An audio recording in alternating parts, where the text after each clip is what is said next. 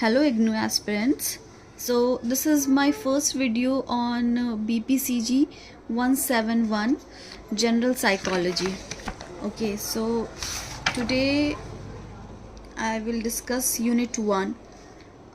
इतना कुछ लंबा नहीं पढ़ाऊँगी मैं, शॉर्ट में, क्योंकि एग्ज़ाम का टाइम है. मैंने एक्चुअली लास्ट ईयर के क्वेश्चंस देखे हैं सारे. उसमें एक इस चैप्टर से यूनिट 1 से एक क्वेश्चन था जो कि 2 बार आया है और उसमें ऑलमोस्ट पूरा ही यूनिट कवर हुआ है. ठीक है, तो क्वेश्चन था फरवरी 2021 में ये क्वेश्चन आया था. Define psychology and discuss it's scientific nature, explain the methods and application of psychology. ये रिपीट हुआ था सेम, थोड़ा घुमा फिरा के. पहले पूछा था साइंटिफिक नेचर, फिर मेथड्स. ये भी तो वो दिसंबर 2022 में वो क्वेश्चन आया था सेम. तो उसमें भी यही 3 चीज़ें पूछी गई थी कि साइकोलॉजी के बारे में और उसका मेथड्स और एप्लीकेशन और साइंटिफिक नेचर जो है साइकोलॉजी का वो पूछा गया था. तो लेट्स स्टार्ट. हम लोग पहले समझ लेते हैं कि साइकोलॉजी क्या है. साइकोलॉजी जो है कंसर्न करता है ऑलमोस्ट ऑल एस्पेक्ट, हमारी लाइफ के हर एस्पेक्ट से जो है कनेक्टेड है साइकोलॉजी. तो इसलिए थोड़ा इंटरेस्टिंग लगता है हमें साइकोलॉजी, शायद इसलिए हमने ऑप्ट भी कर लिया ये, बल्कि हम इंग्लिश ऑनर्स कर रहे थे. खैर, तो सब लोग सोचते हैं कि साइकोलॉजी का बहुत सारे मिसकंसेप्शन है, कि सोचते हैं कि ये पागल लोगों को ठीक करने के लिए है या फिर ये आपका माइंड रीड कर सकता है. तो ऐसा कुछ नहीं है. पहले हम लोग देख लेते हैं साइकोलॉजी का ओरिजिन, साइकोलॉजी कहाँ से आया है, डिराइव कहाँ से हुआ है. Actually the term psychology is derive from 2 Greek words, psyche and logos. Psyche means soul and logos means knowledge और study. So you can say कि साइकोलॉजी जो है स्टडी ऑफ सोल है. ठीक है, few definitions are given here. सब almost same ही है, मैंने पूरा रीड किया है ये सारे डेफिनेशंस. डिफरेंट साइकोलॉजिस्ट ने वो डेफिनेशन दिया है, बट मैंने मॉर्गन का लिया है. According to Morgan, psychology is the science of human and animal behaviour. Psychology क्या है? एक साइंस है, बिहेवियर का साइंस. किसके बिहेवियर का? ह्यूमन एंड एनिमल का. तो साइकोलॉजी बेसिकली एक ह्यूमन और एनिमल बिहेवियर को समझने का साइंस है कि क्या है, कैसा है ह्यूमन बिहेवियर, एनिमल बिहेवियर क्यों है, क्या प्रॉब्लम है इससे रिलेटेड. तो उसको पूरा स्टडी करने के बारे में है. It includes application of science to human problems. और ह्यूमन प्रॉब्लम्स वही जो मैंने बताया कि ह्यूमन प्रॉब्लम्स के लिए अप्लाई करने के लिए ही साइकोलॉजी स्टडी की जाती है. The scientific study of behaviour and mental process, Feldman ने कहा था ये. ओके, सो हमें ये होप ये क्लियर है कि साइकोलॉजी क्या है. साइकोलॉजी का डेफिनेशन हम लिख देंगे. पहले साइकोलॉजी के बारे में लिख देंगे कि साइकोलॉजी डिराइव हुआ है 2 वर्ड से, एक्चुअली ग्रीक वर्ड से, psyche and logos. Psyche means soul and logos means knowledge और study. So psychology is study of soul. And the definition, एक डेफिनेशन लिख देंगे. Psychology is the science of human and animal behaviour. It includes the application of science to human problems. Okay, तो now question जो था, question क्या था हमारा कि डिस्कस द साइंटिफिक नेचर. तो साइंटिफिक नेचर ऑफ साइकोलॉजी देख लेते हैं यहाँ पे. साइंटिफिक नेचर ऑफ साइकोलॉजी, तो साइकोलॉजी जो साइंस है एक, उसका नेचर क्या है. तो यहाँ पे कैरेक्टरिस्टिक्स ऑफ साइंस गिवन है.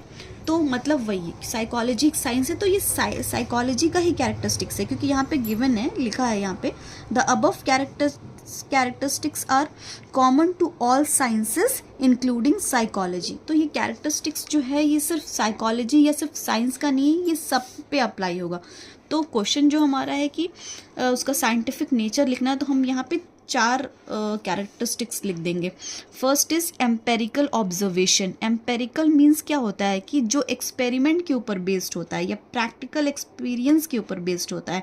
सिर्फ आइडियाज़ के ऊपर बेस्ड नहीं होता कि किसी ने कुछ कह दिया हम मान लेंगे, ऐसा साइकोलॉजी नहीं कहता, ऐसा कोई भी साइंस नहीं कहता है. ठीक है, psychology as a science is first of all an empirical process. Means it rest on experiment and observation. ये किसके ऊपर रिलाई करता है? एक्सपेरिमेंट के ऊपर और ऑब्जर्वेशन के ऊपर, रादर देन आर्ग्यूमेंट और ओपिनियन। और किसी का ओपिनियन है ये, या किसी का बिलीव है, या किसी ने आर्ग्यूमेंट कह के कह दिया, वो हम नहीं मान लेते हैं साइंस में और साइकोलॉजी में। हम एम्पेरिकल ऑब्जर्वेशन को ही मानते हैं। सो एम्पेरिकल ऑब्जर्वेशन क्या है? प्रैक्टिकल एक्सपीरियंस, ठीक है, एक्सपेरिमेंट्स के ऊपर जो भी बेस्ड है उसको एम्पेरिकल कहते हैं, empirical. Okay, second is systematic approach and theory. System, और इसका सेकेंड कैरेक्टरिस्टिक्स क्या है साइंस का, साइकोलॉजी एज अ साइंस का क्या है? सिस्टमैटिक अप्रोच, कि ये एक set of pre defined steps को फॉलो करता है, ठीक है। ये कि इसके बाद ये हुआ, कि कुछ सर्टन मीन्स कि कोई ऑर्डर में। एक्चुअली सिस्टमैटिक का यहाँ पे मतलब हो जाएगा कि सिस्टमैटिक अप्रोच है कि मतलब कोई प्री डिफाइंड स्टेप्स हैं, पहले से हमने स्टेप्स तय किया है, ये पहले ये करेंगे, फिर ये करेंगे, फिर ये करेंगे। तो उसी को हर साइंस उसी को फॉलो करता है, कोई शुरू से लेके डायरेक्ट लास्ट में नहीं आता है ना, स्टेप बाय स्टेप चलता है। Okay, measurement, third characteristics of science is measurement. Measurement means कि किसी भी चीज़ को कोई नंबर देना। Another distinguishing feature of many sciences is measurement, which refers to assignment of numbers to object or events according to certain rules. कुछ rules के तहत हम उसको कुछ नंबर देते हैं। मेजर तो मेजरमेंट मेजर से समझ सकते हैं ना। तो physics is ranked highest among the science it has develop the, तो फिजिक्स को सबसे हाईएस्ट रैंक दिया गया है मेजरमेंट को लेकर के, क्योंकि वो सबसे प्रिसाइज मेजरमेंट देता है, सबसे एक्यूरेट मेजरमेंट देता है। तो और इसीलिए साइकोलॉजी एक साइंस है तो वो भी मेजरमेंट इन्वॉल्व्स करता है। Okay, fourth is definition of terms. Careful definition of terms is essential to clear thinking in science. The procedure in psychology is to define concepts by relating themselves to observable behavior. तो यहाँ पर क्या कह रहा है कि इसको term definition of terms है कि जो भी ऑब्जर्वेबल बिहेवियर है, उसके प्रोसीजर है, उस पे जो है हम डिफाइन करते हैं। एग्जाम्पल ले लेते हैं यहाँ पे तो क्लियर हो जाएगा। The concept of length, height in physics, कि लेंथ जो है हो गया, हाइट हो गया, ये फिजिक्स में ऑब्जर्व करके इसकी वैल्यू दी जाती है ना। उसी तरह से साइकोलॉजी में इंटेलिजेंस, मोटिवेशन या जो भी पर्सनालिटी जो होती है उसको पहले ऑब्जर्व करते हैं और उसके ऊपर ही हम उसको डिफाइन करते हैं, ऑब्जर्व करने के बाद भी। Okay, hope it is clear. तो कैरेक्टरिस्टिक्स ऑफ साइंस, अगर ये क्वेश्चन आता है कि कि साइंटिफिक नेचर ऑफ साइकोलॉजी क्या है, तो साइंटिफिक नेचर ऑफ साइकोलॉजी में हम लोग ये 4 कैरेक्टरिस्टिक्स लिख देंगे साइंस के: empirical observation, systematic approach and theory, measurement, definition. Empirical में क्या है कि एक्सपेरिमेंट के ऊपर बेस्ड होता है। सिस्टमेटिक अप्रोच एंड थियरी में क्या है कि स्टेप बाय स्टेप है, कुछ फॉलो करता है स्टेप्स, उसके बाद वो प्रोसीजर पूरा होता है। मेजरमेंट में क्या है कि पर्टिकुलर मेजरमेंट साइंस में होता है, हम सबको एक मेजरमेंट देते हैं, उसी के अकॉर्डिंग हम प्रॉब्लम सॉल्व करते हैं। डिफिनेशन ऑफ टर्म्स में क्या है कि पर्टिकुलर ऑब्जर्व करने के बाद पर्टिकुलर टर्म उसको हम देते हैं, डिफाइन करते हैं। ओके, नेक्स्ट हमारा क्वेश्चन था इसके अंदर साइंटिफिक नेचर और एक्सप्लेन मेथड्स इसका पूछ रहा है, और एप्लीकेशन पूछ रहा है साइकोलॉजी का। तो पहले हम लोग इसका मेथड, साइकोलॉजी का मेथड्स देख लेते हैं कि साइकोलॉजी का मेथड कौन कौन सा है। There are various methods to study psychology. Here we are going to discuss 3 major methods of psychological inquiry.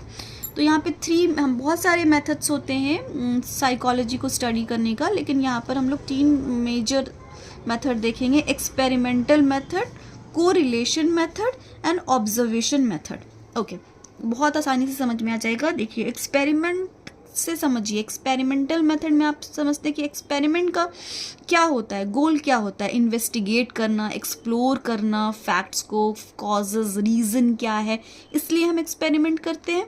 तो in this method investigation starts with defining a research problem. सबसे पहले इन्वेस्टिगेशन स्टार्ट कैसे होता है कि प्रॉब्लम क्या उसको पहले डिफाइन कर लेंगे कि ये प्रॉब्लम है, इसके लिए हमें एक्सपेरिमेंट करना है। उसके बाद then experiment is conducted to test proposed hypothesis, कि जो भी हम सोचेंगे कि शायद इसलिए हुआ उसके अकॉर्डिंग हम लोग एक्सपेरिमेंट कर देंगे। The goal of experiment is to investigate and explore facts and causes. Clear. Second method is correlation method. तो कोरिलेशन मेथड में आप समझिए कि कोरिलेशन का मतलब क्या होता है, कि एनालाइज करना कि एक वेरिएबल में चेंज आया है तो दूसरे वेरिएबल में चेंज आएगा, क्या कॉजेज है इसका, वो होता है कोरिलेशन, कोरिलेट करना। ओके, अगर यहाँ पे देख सकते हैं, पढ़ लेती हूँ एक बार। Correlation refers to analyse how change in one variable causes change in another variable. एक वेरिएबल में चेंज हुआ है, कैसे वो दूसरे में भी चेंज ला रहा है। Okay, therefore we can say that this method investigates the covariability between two variables of study. Okay, if change in one variable leads to change in another, अगर एक वेरिएबल के चेंज की वजह से दूसरे वेरिएबल में चेंज आया तो हम लोग कहेंगे कि कोरिलेशन एग्जिस्ट करता है। ओके, ये कोरिलेशन मेथड में हो गया। ऑब्जर्वेशन मेथड में एज द नेम सजेस्ट यहाँ समझ सकते हैं कि ऑब्जर्व करके जो चीज़ें हो जाती है। यहाँ पे लिखा है the researcher simply makes systematic observation of the event और behaviour in its natural environment. तो क्या होता है कि नेचुरल एनवायरनमेंट में रिसर्चर जो है वो सिस्टमेटिक ऑब्जर्व करता है किसी भी बिहेवियर को, किसी भी इवेंट को, कि उसका कॉज क्या है, क्यों, उसका पीछे रीज़न, ये चीज़ क्यों हुई। तो उस मेथड को हम लोग कहते हैं observation method. Okay, so method of psychology में हम लोग क्या किया है, 3 मेथड लिखेंगे। Experimental method, correlation method, observation method. Okay, hope it is clear. Now the last part of the question was applications of psychology. तो applications of psychology से हम लोग क्या समझते हैं कि साइकोलॉजी कहाँ कहाँ अप्लाई होता है, कहाँ कहाँ पे यूज़ होता है एक्चुअली। तो क्लिनिकल साइकोलॉजी, तो यहाँ पे देखेंगे तो क्लिनिकल साइकोलॉजी में साइकोलॉजिस्ट क्या करते हैं, मेथड्स ऑफ ट्रीटमेंट जो है डेवलप करते हैं, कि कोई भी सीवियर साइकोलॉजिकल डिसऑर्डर है वो क्लिनिकल ही साइकोलॉजी के पर्पस से। ओके, तो क्लिनिकल साइकोलॉजी में a clinical psychologist does psychotherapy, investigates clinical problem और डेवलप्स मेथड्स ऑफ ट्रीटमेंट। कोई भी सीवियर साइकोलॉजिकल डिसऑर्डर होता है तो वो क्लिनिकल साइकोलॉजी के अंदर आता है। और दूसरा और कहाँ अप्लाई होता है साइकोलॉजी, कम्युनिटी साइकोलॉजी। कम्युनिटी से समझ सकते हैं हम लोग society.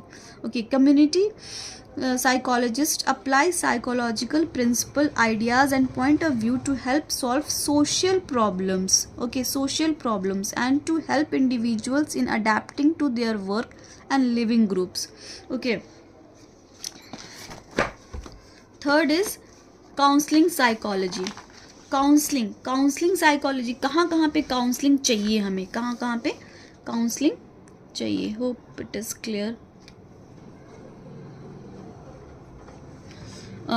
Okay, this branch deals with helping individuals with personal problems including interpersonal relations, career choice, mild emotional troubles और behavior problems. Okay, तो काउंसलिंग साइकोलॉजी कहाँ कहाँ पे अप्लाई होता है कि पीपल, इंडिविजुअल को हेल्प करना उनके पर्सनल प्रॉब्लम्स में, चाहे वो इंटरपर्सनल रिलेशंस हो या फिर किसी करियर में प्रॉब्लम हो या थोड़ा बहुत माइल्ड मीन्स थोड़ा बहुत इमोशनल ट्रबल हो या फिर बिहेवियरल प्रॉब्लम हो कि उसको ओवर ईटिंग की प्रॉब्लम हो रही है या फिर वो स्लो लर्नर है या फिर कंसंट्रेट नहीं कर पा रहा है, तो उस केस में हम लोग काउंसलिंग साइकोलॉजी का यूज़ करते हैं। ओके, फोर्थ में देखेंगे एजुकेशनल साइकोलॉजी। तो यहाँ पे एजुकेशनल साइकोलॉजी में हम समझ सकते हैं कि क्लासरूम में ये यूज़ होगा, एजुकेशन पर्पस से होगा, कि टीचिंग स्टाइल चेंज करके देख सकते हैं लर्निंग को और डेवलप करने के लिए। Okay, this branch deals with broader problem of increasing the efficiency of learning in school. तो बेसिकली ये लर्निंग को और इफ़िशिएंट बनाने के लिए यूज़ की जाती है। कि हम लोग कोई टीचिंग स्टाइल चेंज करेंगे या कोई टीचिंग रिलेटेड प्रॉब्लम आ रही है या लर्निंग रिलेटेड प्रॉब्लम आ रही है, उस चीज़ के लिए हम लोग एजुकेशनल साइकोलॉजी यहाँ पे यूज़ कर सकते हैं. फॉरेंसिक साइकोलॉजी, फॉरेंसिक से हम लोग समझ सकते हैं कि कोई क्राइम रिलेटेड होता है. Okay, the field investigates problems of crime and crime prevention. Actually forensic psychology जो है ऐसे हर जगह अप्लाई नहीं होता है. कोई कोर्ट रूम डायनेमिक्स में ही या प्रिजन रिलेटेड कुछ रहता है तो ही उनको ये काम उस साइकोलॉजिस्ट को दिया जाता है. तो फिर वो लोग अपना इन्वेस्टिगेट करते हैं प्रॉब्लम को, क्राइम रिलेटेड प्रॉब्लम को, या फिर इस क्राइम को कैसे प्रिवेंट किया जाए उसके लिए. ओके, तो यहाँ पे ये अप्लाई होता है. हम लोग एप्लीकेशन ऑफ साइकोलॉजी पढ़ रहे हैं ना कि कहाँ कहाँ पे वो साइकोलॉजी अप्लाई होता है. ओके, इंडस्ट्रियल और ऑर्गेनाइजेशनल साइकोलॉजी. तो ऑर्गेनाइजेशन से रिलेटेड हम समझ सकते हैं कि रिक्रूटमेंट हुआ, सिलेक्शन हुआ, फिर परफॉर्मेंस अप्रेजल होता है, उस रिलेटेड जो भी हो. मैं पढ़ देती हूँ, आपको क्लियर हो जाएगा. The field investigates all aspects of behaviour in work setting ranging from selection and recruitment of employees, performance appraisal, work motivation to leadership. तो इस हर चीज़ में यहाँ पे साइकोलॉजी, इस इंडस्ट्रियल साइकोलॉजी और ऑर्गेनाइजेशनल साइकोलॉजी अप्लाई होगा. Next is environmental psychology. यहाँ पे इजी है ये कि मतलब एनवायरनमेंट रिलेटेड कोई इशू हुआ तो एनवायरमेंटल साइकोलॉजी वहाँ पे अप्लाई होता है. हेल्थ साइकोलॉजी मतलब बिहेवियर या उसके हेल्थ में, मैं पढ़ देती हूँ. The field of health psychology studies the relationship between behaviour and health, uses psychological principle to promote health and prevent illness. Okay, तो हेल्थ साइकोलॉजी यहाँ पे इलनेस को प्रिवेंट करने के लिए यूज़ होगा और हेल्थ को प्रमोट करने के लिए यूज़ होगा हेल्थ साइकोलॉजी. ओके, एक बार रिवाइज कर लेते हैं. एप्लीकेशंस ऑफ साइकोलॉजी, कहाँ कहाँ पे साइकोलॉजी अप्लाई होता है. क्लिनिकल साइकोलॉजी, क्लिनिकल साइकोलॉजी में होता है कि कोई भी मेथड, ट्रीटमेंट या कोई सीवियर मतलब बहुत ज़्यादा साइकोलॉजिकल डिसऑर्डर है तो उसको क्लिनिकल साइकोलॉजी वहाँ पे अप्लाई हो पाएगा. कम्युनिटी साइकोलॉजी में कोई सोशल प्रॉब्लम हो तो वहाँ पे कम्युनिटी साइकोलॉजी अप्लाई होगा. काउंसलिंग साइकोलॉजी कहाँ पे अप्लाई होगा, जहाँ पे इंटरपर्सनल प्रॉब्लम है, करियर का चॉइस करने में प्रॉब्लम है, थोड़ा बहुत इमोशनल ट्रबल है, पर्सनल कुछ प्रॉब्लम चल रही है, तो वहाँ पे काउंसलिंग की ज़रूरत होती है, तो वहाँ पे काउंसलिंग साइकोलॉजी अप्लाई होगा. एजुकेशनल साइकोलॉजी में आपका टीचिंग स्टाइल चेंज करके लर्निंग को इम्प्रूव करना है, या फिर उसको एजुकेशनल टेस्ट और लिए जाएं जिससे लर्निंग इम्प्रूव हो, उसके लिए करना है. कोई इफ़िशेंसी कैसे लानी है लर्निंग में, उससे रिलेटेड चीज़ें हैं तो एजुकेशनल साइकोलॉजी वहाँ पे अप्लाई होगा. फॉरेंसिक साइकोलॉजी में क्या होगा, क्राइम या फिर क्राइम प्रिवेंशन के लिए भी जो भी चीज़ें हैं उसके लिए फॉरेंसिक साइकोलॉजी अप्लाई होगा. ये चीज़ें जो है कोर्ट रूम डायनेमिक्स में ही होती है बेसिकली, या कोई जेल में है उसके लिए होता है तो उसमें फॉरेंसिक साइकोलॉजी अप्लाई होता है. ऑर्गेनाइजेशनल साइकोलॉजी कहाँ अप्लाई होता है कि उसके बिहेवियर में एस्पेक्ट्स ऑफ बिहेवियर रेंजिंग, मतलब कोई जॉब करना है तो उसका सिलेक्शन हुआ, उसके अंदर रिक्रूटमेंट हो गया, या फिर उसका परफॉर्मेंस कैसा है उसके अकॉर्डिंग उसको अप्रेजल मिलना चाहिए. तो ये सारी चीज़ें मोटिवेशन के लिए, लीडरशिप के लिए ऑर्गेनाइजेशन साइकोलॉजी यूज़ होता है. फिर एनवायरमेंटल प्रॉब्लम या फिर कोई भी एनवायरमेंटल इशू होती है उससे रिलेटेड चीज़ें होती हैं तो वो एनवायरमेंटल साइकोलॉजी के अंदर आता है. हेल्थ से रिलेटेड कोई इशू होती है या फिर इलनेस को प्रिवेंट करना होता है तो उसके लिए हेल्थ साइकोलॉजी अप्लाई होता है. ओके, तो दैट वाज इट. इससे ज़्यादा कुछ भी नहीं है इसके अंदर. ये पूरा हमारा यूनिट 1 कंप्लीट हो गया है. Hope you like it. Thank you.